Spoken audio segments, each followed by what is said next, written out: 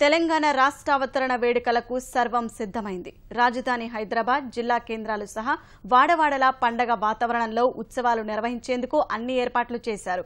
గన్పార్కులో అమరులకు నివాళులర్పించిన అనంతరం సికింద్రాబాద్ కవాతు మైదానంలో జాతీయ పతాకావిష్కరణతో తెలంగాణ రాష్ట్ర అవతరణ వేడుకలను ముఖ్యమంత్రి కేసీఆర్ ప్రారంభించనున్నారు. చారిత్రక కట్టడాలు, ప్రధాన కార్యాలయాలు, కూడళ్లు విద్యుత్ దీపాలతో కాంతులీనుతుండగా 3 రోజుల పాటు సాంస్కృతిక కార్యక్రమాలు, ఆహారోత్సవాలు ఆకట్టుకోనున్నాయి.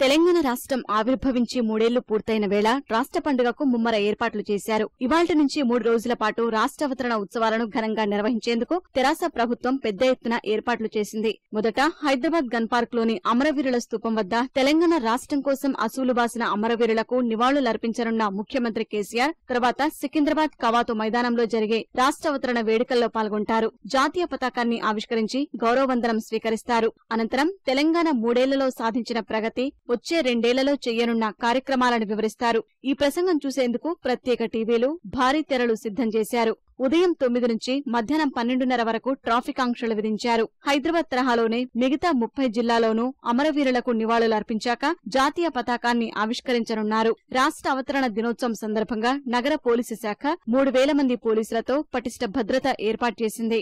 ఉత్సవాలు జరగనున్న పరేడ్ మైదానం, పరిసర ప్రాంతాల్లో దాదాపు 2000 మంది, నగరంలోని సున్నితమైన ప్రదేశాల్లో మరో 1000 మందిని మోహరించింది.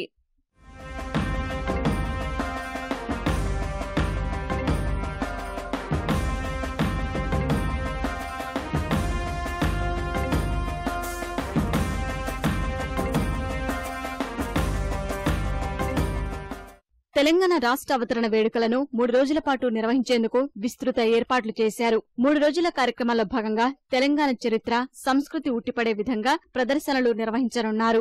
ఆహారోత్సవాలు, ఛాయాచిత్ర ప్రదర్శన, సాంస్కృతిక కార్యక్రమాలుండే విధంగా కార్యక్రమాలు రూపొందించారు. Ravindra Bharati, Kalabhavan, state art gallery 3 రోజుల పాటు ప్రజలకు కనువిందు చేయనున్నాయి. అవతరణ ఉత్సవాల నేపథ్యంలో రాజధాని హైదరాబాద్ రంగుల కాంతులతో మెరిసిపోతోంది. చార్మినార్, రాజ్భవన్, అసెంబ్లీ, హైకోర్టు, సచివాలయం, ట్యాంక్ బండ్ సహా ప్రధాన కార్యాలయాలు, బస్ స్టేషన్లు, కూడళ్లను రంగురంగుల విద్యుత్ దీపాలతో అలంకరించారు. హోటళ్లు, షాపింగ్ మాళ్లు కలకలలాడుతున్నాయి.